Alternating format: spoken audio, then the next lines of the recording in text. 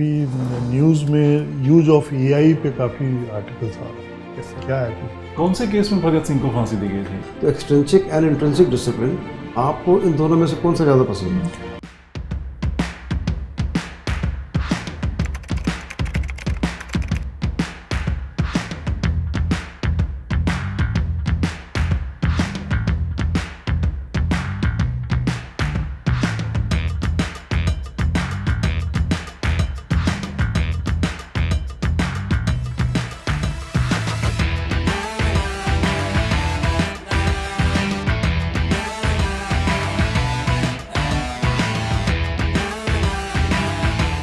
May I come in, sir? आइए,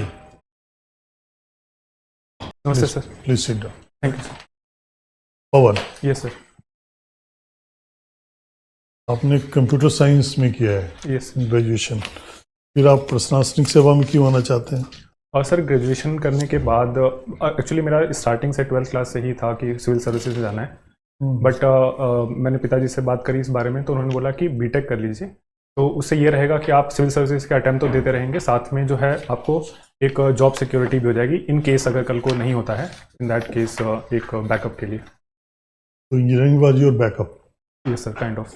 अच्छा, एक बात बताइए, अभी न्यूज़ में यूज ऑफ एआई पे काफ़ी आर्टिकल्स आ रहे हैं, यस सर। क्या है? कुछ पढ़ा है आपने उसको? और सर अभी हाल फिलहाल में ऐसे स्पेसिफिक तो नहीं पढ़ा है, लेकिन आर्टिफिशियल इंटेलिजेंस को लेके जो खबरें आ रही हैं कि जैसे चाइना ने लॉन्च किया था डीप सीक और चैट जीपीटी वगैरह है, विच इज़ मतलब मेकिंग जो प्रॉम्प्ट्स हैं मतलब उनको बहुत इजी कर रहा है, और जो काम है बहुत सारे काम ऐसे हैं जो ट्रेडिशनली जो ह्यूमन थे उसको एआई टेक ओवर कर रहा है, तो बहुत सारे ऐसे अप्रीहेंशन भी बन रहे हैं कि शायद जॉब लॉसेस होगा। लेकिन मेरा इस मामले में ये मानना है कि जब भी कोई नई टेक्नोलॉजी आती है सर, तो उसके साथ ये अप्रीहेंशन तो जरूर आता है कि जॉब लॉसेस होंगे, बल्कि आने वाले समय में नई जॉब की अपॉर्चुनिटीज़ भी क्रिएट करता है। उसका सबसे बड़ा उदाहरण सर आईटी का रिवोल्यूशन है। आईटी का जब रिवोल्यूशन आया तो उस समय भी यही था कि जॉब लॉसेस होंगी, लेकिन आज के समय जो है one of the biggest job creator बन के उभरा है। नहीं, इसका इस्तेमाल अभी देखा है पेपर में शायद आ रहा है कि जो हम इम्पार्ट करते हैं एजुकेशन यस सर। में भी इसका यूज किया जा सकता है, Yes. बेटर वे में किया जा सकता यस सर, उसका आर्टिफिशियल इंटेलिजेंस सर जैसा हमने बताया कि इकोनॉमी में ना सिर्फ एफिशिएंसी को इम्प्रूव करेगा, है। बल्कि हर फील्ड में जो है एफिशिएंसी को इंक्रीज करेगा। अच्छा, आपने आपका जो हॉबी में दिया है शायद यस सर। उर्दू पोएट्री, ये सर थोड़ा बहुत कभी कभी हिंदी और उर्दू के। तो ये आप बताएं कि उर्दू की पोएट्री कब शुरू हुई इंडिया में और किसने शुरू की? और सर उर्दू पोइट्री का ऐसा स्पेसिफिक डेट अगर हम लोग देखें तो ऐसा एग्जैक्ट डेट तो नहीं मिलेगा, लेकिन ऐसा बोला जाता है कि अमीर खुसरो ने है जो हिंदी और फारसी के जो शब्दों को मिलाकर एक नया लैंग्वेज डेवलप किया, जिसे रेख्ता बोला जाता था पहले, बाद में जो है वही उर्दू के नाम से फेमस हुआ, तो उन्हीं को शायद अगर मैं गलत नहीं तो उन्हीं को फादर ऑफ उर्दू पोइट्री बोला जा सकता है। करेक्ट, सही बताया आपने। अमीर खुसरो की कोई पोएट्री याद है आपको? पोएट्री कोई? और सर आमिर खुसरो की मुझे एक याद आता है जो उन्होंने कश्मीर को लेके बोला था फारसी में, ये तो शायद सबने सुना ही होगा, अगर फिरदौस बरुए ज़मीं अस्त हमी अस्त। अच्छा, एक चीज़ और बताइए कि बिहार में खासकर जो पॉपुलेशन ऑफ यूथ तो काफ़ी है ना? कितना परसेंटेज है अभी? स्पेसिफिक नहीं याद है, बट 50%। कोई एजुकेशन के लिए बाहर जाता है तो आप एजुकेशन इंस्टीट्यूशंस बढ़ा सकते Yes, हैं, क्वालिटी बेटर कर सकते हैं, या कुछ जाते भी है तो जाने दीजिए, अच्छा एजुकेशन लेने के लिए जा रहे हैं, इंडिया में कहीं जा रहे हैं। सबसे बड़ी बात है रोजगार के लिए, यस सर। जो अपने परिवार को छोड़ के रोजगार के लिए बाहर जाता है, तो उनको कैसे रोका जाए?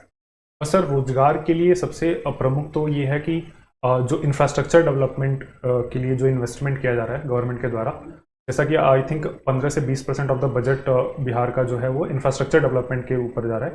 तो इंफ्रास्ट्रक्चर डेवलपमेंट होने से सर ना सिर्फ जो है तात्कालिक रूप से जॉब क्रिएशन होगा, बल्कि और जो प्राइवेट इन्वेस्टमेंट है उसको भी बढ़ावा मिलेगा। बिहार का स्ट्रेंथ क्या क्या है? और सर बिहार का स्ट्रेंथ तो एक ये है कि एग्रीकल्चरल जो स्टेट है, डोमिनेंट स्टेट है, तो रॉ मटेरियल काफ़ी होता है एग्रीकल्चर के फील्ड में, तो सबसे बड़ा एडवांटेज तो ये है कि फूड प्रोसेसिंग इंडस्ट्री लगाया जाए, तो एक एडवांटेज ये हो सकता है। दूसरा बहुत सारे चीज़ों में जैसे वो टॉप प्रोड्यूसर है वो तो ऑफकोर्स एग्रीकल्चर में। फिर दूसरा सर एडवांटेज एक पॉपुलेशन है, ह्यूमन रिसोर्स, अगर उसको प्रॉपर से स्किल किया जाए तो वो जो है डेवलपमेंट में यूज काम आ सकता है। और सर तीसरा अगर मैं समझ पा रहा हूँ तो जो वाटर रिसोर्स है वो one of the highest availability है बिहार के पास। तो जहाँ तक मैं समझ पाता हूँ ये सर वन ऑफ द, और एक सर टूरिज्म के लिए बहुत सारे साइट्स हैं, जो हिस्टोरिकल टूरिज्म भी है और स्पिरिचुअल टूरिज्म भी है। जैसे अभी शायद जानकी देवी का कोई मंदिर है मिथिला में, उसके लिए डेवलपमेंट के लिए मैं नाम इस समय भूल रहा हूँ सर, लेकिन उसके डेवलपमेंट के लिए भी जो सरकार ने आवंटन किया है। तो टूरिज्म में भी काफ़ी पोटेंशियल है बिहार के पास। तो ये सारे जो है सर अच्छे स्ट्रेंथ के तौर पे देखा जा सकता है। तो बिहार में जो आम जनता है उसके गिरवांश रिड्रेसल का कोई मैकेनिज्म है? और सर मुझे स्पेसिफिक गवर्नमेंट का कोई, स्पेसिफिक मान लीजिए कि जमीन से रिलेटेड कोई प्रॉब्लम हो गया, कैसे जाएगा, कहाँ जाएगा? गवर्नमेंट का कोई सिस्टम है? और सर जमीन के लिए सर शायद मिनिस्ट्री ऑफ पंचायती राज का एक स्कीम था, ये शायद लैंड का डिजिटलाइजेशन किया जा रहा था, जिससे जो है डिस्प्यूट्स को जो है कम किया जा सके। और इसके अलावा सर कोई मुझे स्पेसिफिक इस समय मैं रिकॉल नहीं कर पा रहा हूँ। आप जाना चाह रहे हैं बिहार एडमिनिस्ट्रेटिव सर्विस में, आपके इलाके में कोई धार्मिक दंगा हो गया है, यस सर, तो आप कैसे उस सिचुएशन को हैंडल करें? और सर पहले अगर धार्मिक दंगा होता है तो पहले तो मैं ये कोशिश करूँगा कि आम जन में पैनिक ना फैले, और उसके बाद जो है उचित कार्रवाई करने के लिए जो मेरे सबॉर्डिनेट्स हैं उनको पहले फील्ड पर भेजा जाए, ताकि वो स्थिति की जो पूर्णतः जांच करें।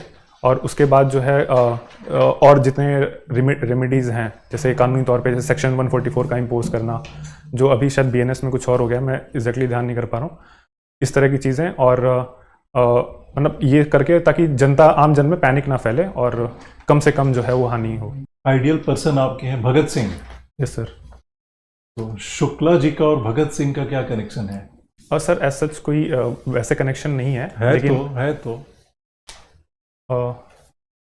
शुक्ला सर शायद एक बैकुंठ शुक्ला नाम के क्रांतिकारी थे जिन्होंने शायद जय गोपाल की हत्या की थी, जिन्होंने भगत सिंह के केस में गवाही दी थी अगेंस्ट में। जय गोपाल फणींद्रनाथ घोष जो प्रूवर बन गए थे, मतलब सरकारी गवाह बन गए थे। ये सर कौन से केस में भगत सिंह को फांसी दी गई थी? सर भगत सिंह को जो फांसी दी गई थी वो जो लाहौर कॉन्स्पिरेसी केस था जिसमें सैंडर्स की हत्या की गई थी, उसमें ये फांसी दी गई थी।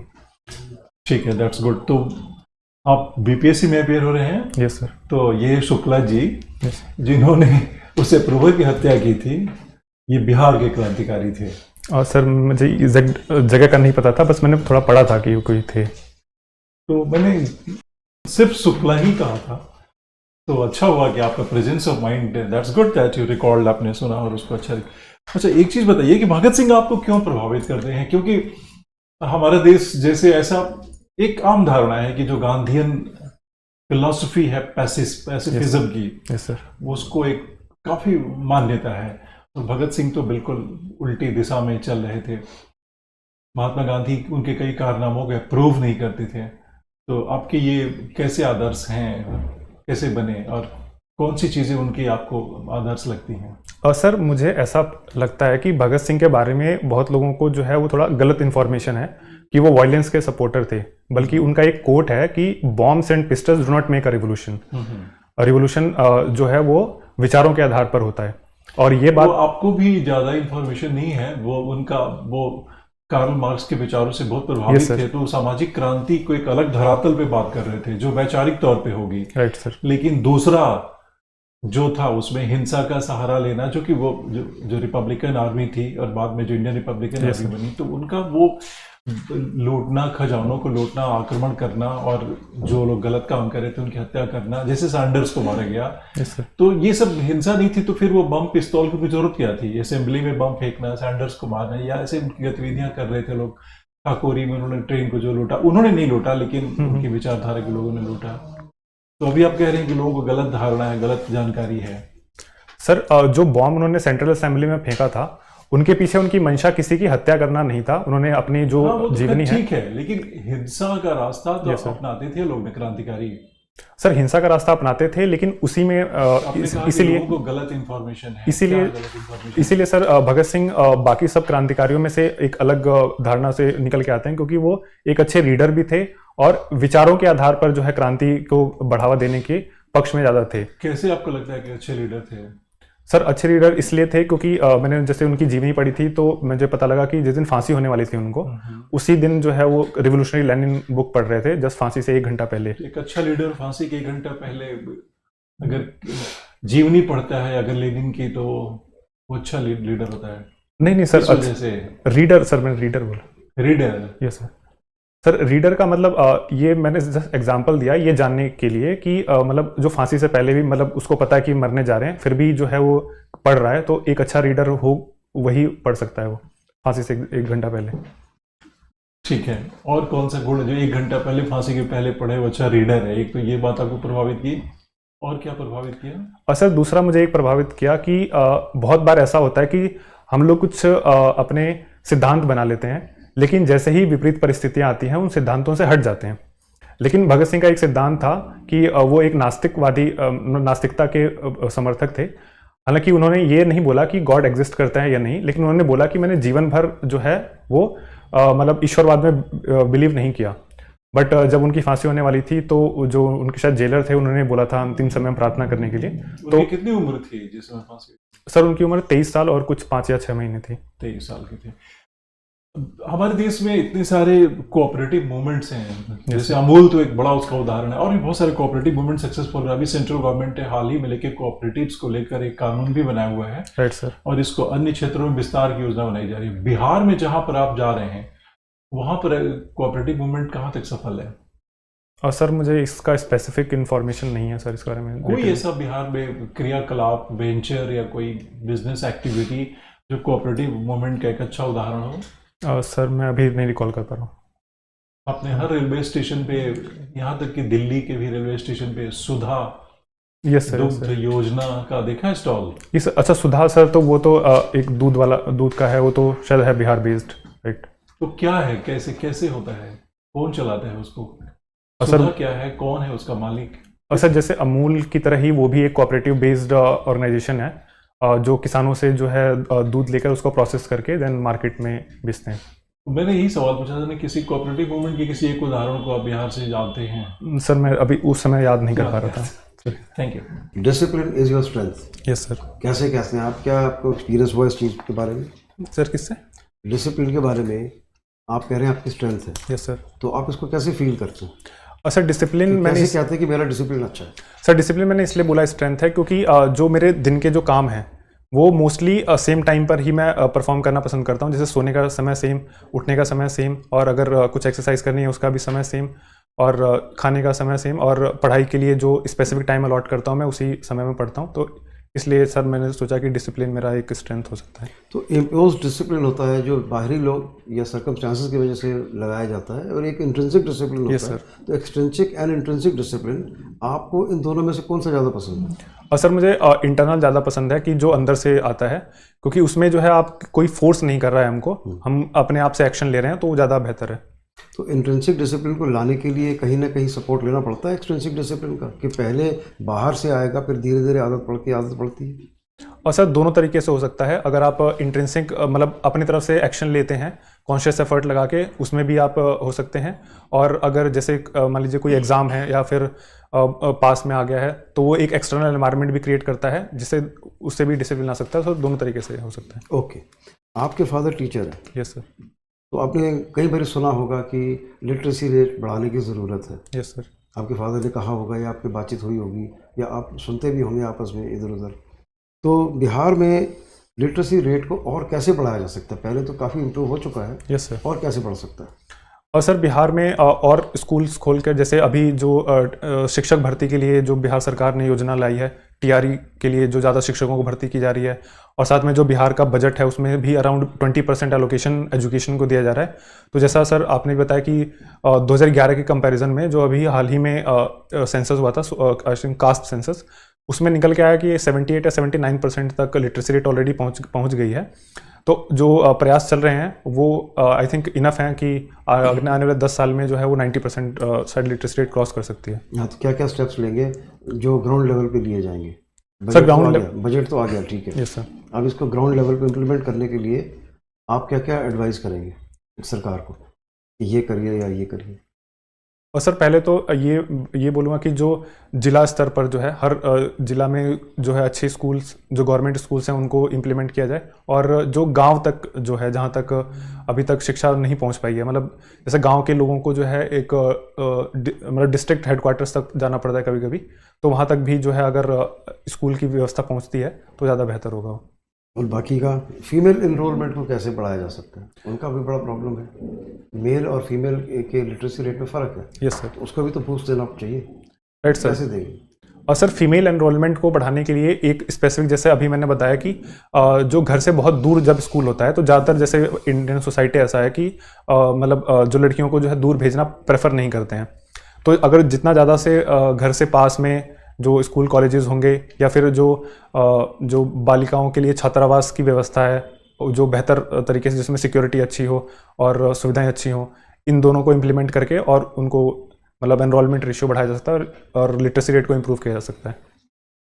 Evening schools possible? ये सर दोनों मॉर्निंग इवनिंग स्कूल्स भी कर सकते हैं। ओके। एडल्ट लिटरेसी भी बढ़ाना चाहेंगे कि नहीं? सर अडल्ट लिटरेसी भी बढ़ाना ज़रूरी है, क्योंकि जो अडल्ट भी हो गए हैं, मान लीजिए जिन्होंने कभी नहीं पढ़ाई करी है, लेकिन फिर भी इतना बेसिक हो कि वो जो कुछ लिखा है अगर कहीं पे तो उसको पढ़ पाएँ, ताकि जो रोज़मर्रा के काम हैं, जैसे कभी जाना हो, स्टेशन पे जाना हो, कहीं भी जाना हो, तो वहाँ पे जो है बहुत मैंने देखा है कि स्टेशन पे बहुत लोग मिलते हैं ऐसे जो पढ़ के पूछते हैं कि ये बता दीजिए क्या लिखा है। तो ये लिटरेसी भी बढ़ाना भी इम्पॉर्टेंट है, ताकि जो है व्यक्ति असहाय ना महसूस करे।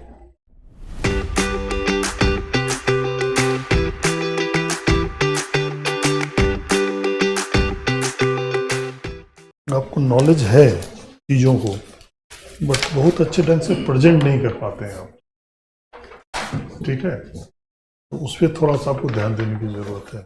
Okay sir. प्लस जो स्कीम्स है बिहार के, है ना, तो आपको स्कैंड नॉलेज तो है, सतही नॉलेज है कि हाँ ऐसा स्कीम है वहाँ, राइट सर। बट स्कीम्स में क्या क्या फ़ायदे हैं, उसके क्या क्या पॉइंट्स है, वो ऐसा नहीं पता है आपको, जिसके कारण आप इफेक्टिव जवाब नहीं दे पाते। Right sir. ठीक है, तो उस पर काम करने की ज़रूरत है। सारे स्कीम्स नोट कर लीजिए, ओके। स्कीम्स के पॉइंट्स लिखिए क्या क्या है, ठीक है, एटलीस्ट कम से कम पॉइंट तो याद होने ही चाहिए आप, ठीक है। यूथ है, फार्मर है, वीमेन है, आपका नॉर्मल किसान है, प्लस वेलफेयर स्कीम्स बहुत सारे हैं। आप तो साइंस के स्टूडेंट भी हैं शायद, तो आपको ये पता होना चाहिए डिजिटाइजेशन हो रहा है, किस किस एरिया में डिजिटाइजेशन हो रहा है, रिड्रेसल क्या क्या हो रहा है उसमें, ठीक है, इन सब चीज़ों को जानना होगा। प्लस नेशनल इंटरनेशनल इशू जो भी क्या चल रहे हैं ये पता होना चाहिए। करंट अफेयर में ये का यूज, उससे रिलेटेड डेली का न्यूज़ आपको देखना है। बिहार का एडिशन का पेपर जरूर पढ़ना है आपको, हिंदी एडिशन, जिससे कि बिहार में क्या क्या अभी जो उन्होंने स्कीम्स चलाए थे, उन स्कीम्स की अगर रिव्यू हो रहा है वहाँ बिहार में, ठीक है, तो पूछा जा सकता है आप, ठीक है। तो इन चीज़ों पे, अच्छा हर जगह आप शायद करके बोलते हैं, तो शायद बोलने से ही पता चल जाता है कि या तो आपको नॉलेज नहीं है और यू आर नॉट कन्फ्यूज, तो इसको बोलना छोड़ दीजिए, हाँ या ना। Okay sir. अगर उत्तर आता है तो जी, नहीं आता है बोल दीजिए साहब कि साहब मुझे इसके बारे में पढ़ना पड़ेगा और जानकारी हासिल करें। Okay sir. शायद में क्या है, जो आप जानते भी हैं उसको भी आप डाउट में डाल दें। जो पूछ रहा है उसको तो पता है ही, लेकिन जो जवाब दे रहा है उसको नहीं पता है, ये इंप्रेशन आता है। और सर शायद मैं इसलिए बोल रहा हूँ जो मुझे एग्जैक्ट कंफर्म नहीं है। हाँ, तो उसका कहने का तरीका कुछ और होता है ना। आप कह सकते हैं मुझे पूरा ज्ञान नहीं है, लेकिन मुझे अभी थोड़ा सा और पढ़ना पड़ेगा। Okay sir. ठीक है। और ड्रेस शायद ये नहीं पहनेंगे आप, यही शर्ट पहनेंगे एक्चुअली कोट के साथ। नहीं सर, एक्चुअली मेरा 16 फेब को ना यूपीपीसीएस का भी इंटरव्यू है। हाँ। तो जो मैं पहनने वाला हूँ सर, क्योंकि मुझे आज ही शाम में निकलना है, इसलिए मैं वो नहीं पहन के आया हूँ। हाँ, तो मतलब जो भी पहने आप तो थोड़ा प्रेजेंटेबल, ये थोड़ा सा आपका राइट सर, ये थोड़ा सा कलरफुल सा अजीब तरह का हो गया, कोई कॉम्बिनेशन ही नहीं हो रहा है। अगर इसी पे व्हाइट शर्ट पहनते तो फिर भी चल जाता, ठीक है। तो इस चीज़ का जरूर ध्यान, नेवी ब्लू जूता अगर आपका लेस वाला हो तो ज़्यादा अच्छा, ये कैजुअल हो जाता है। और आपका जो सॉक्स है वो भी ब्लैक होता है, डीप कलर। ठीक है, आपका इंटरव्यू एक तो आ ही गया, एकदम करीब है। आप you are giving the impression कि आप कुर्सी के एज पे बैठे हैं, तो ऐसा इम्प्रेशन तो पीछे एकदम सर ऐसे। हाँ, ऑक्यूपाई कीजिए, लेकिन लीन बैक नहीं करना है, सीधा बैठिए, but occupy the maximum space in the chair. जो अब ठीक है, और घुटनों को थोड़ा करीब लाइए, ऐसे बैठिएगा। अब काफ़ी इम्प्रूव्ड है। तो don't sit on the edge of the chair, इसको ध्यान रखिएगा, ठीक है। Okay sir. घुटने नहीं फैलाने, बाकी आपको बता दिए ऑनरेबल चेयरमैन सर पर ध्यान दीजिए। और हाथ जो आपका ना, ऐसे अगर आपको लगता है कि बंधे हुए हैं तो आप ऐसे भी रख सकते, आप ऐसे रख के देखिए एक बार। मतलब ऐसे। दोनों ही ठीक है जैसे हाँ, जो नॉर्मल जिसमें तो बिल्कुल ऐसे भी टाइट नहीं रहना है, वैसे अब लग रहा था गर्दन तो हिला रहे हैं लेकिन हाथ एकदम नहीं हिल रहा है। सहज सर, बैठिए। शायद मुझे ये बताया गया था कि जो असली इंटरव्यू होता है उसमें बहुत ऐसे बैठते हैं मतलब टेबल से, तो वो नीचे का हिस्सा विजिबल नहीं होता है। वो कुछ भी हो, आप कंफर्टेबल हो। वो डी शेप में होता है, तो किनारे जो बैठा होता है ना, वो आपका बॉडी लैंग्वेज देख सकता है, जो सबसे किनारे जो मेंबर आप बैठा सहज बैठे, उसमें कोई ऐसा नहीं। ओके। ठीक है। ओके, आपका सेल्फ कॉन्फिडेंस अच्छा था और कम्युनिकेशन भी आप अच्छी तरह से बात कर पाते हैं, आर्टिकुलेट है, लॉजिकल है, एनालिटिकल है, और पॉइंट फॉर्म में आंसर दीजिए। अब जैसे मैंने आपसे पूछा कि एजुकेशन लेवल कैसे बढ़ाया जा सकता है, तो आप बताइए कि साहब 1 2 3 4 पॉइंट, फिर आपसे अगर जो एक्सप्लेनेशन मांगे किसी पर्टिकुलर पॉइंट में तो वो आप एलेबोरेट कर सकते हैं। एक पॉइंट देते ही उसको एक्सप्लेन नहीं करना है, ठीक है सर। ठीक है। अब जैसे आपने कहा कि फीमेल इनरोलमेंट का एक पॉइंट अगर देंगे तो उसको एक्सप्लेन मत करिए, एक पॉइंट दे दिया। फिर आपने कहा जैसे कि और स्कूलों का होना, तो आप फिर खाली पॉइंट को वही छोड़ दीजिए। 4 पॉइंट आपने दिए तो जो बोर्ड में कोई मेंबर होगा वो आपसे पूछेगा कि बताइए आप स्कूलों के और संख्या बढ़ने का या क्वालिटी बढ़ने का आप क्या कहना चाहते हैं, एलैबोरेट करिए, तब एलैबोरेट करिए। अभी एक ही पॉइंट पे बोलते चले जा रहे हैं, बाकी हमें मालूम ही नहीं कि आपको मालूम है कि नहीं। हम ये जानना चाहते हैं कि एजुकेशन को इम्प्रूव करने के लिए क्या आप 4 6 7 8 पॉइंट दे सकते हैं कि नहीं दे सकते। Okay sir. तो पॉइंट को एक्सप्लेन नहीं करना, give 4 4 points, then you might ask you कि अच्छा बताइए इसके बारे में आप क्या कहना चाहते हैं, ठीक है। Okay sir. और कुछ पूछना है? नहीं सर, सर यही था कि जो असली वाला है मेरा वो नेवी ब्लू सूट है, तो परफेक्ट चलेगा। व्हाइट शर्ट पहन लीजिए। और सर शर्ट जो है बहुत लाइट रंग का है और टाई जो है वो मैचिंग ब्लू रंग। ठीक है, बढ़िया। जूता लेस वाला। लेस वाला। ठीक है सर, मैं इसको चेंज। ठीक है। Okay sir. हाँ, बस ठीक है। All the best. Thank you sir. नमस्ते सर।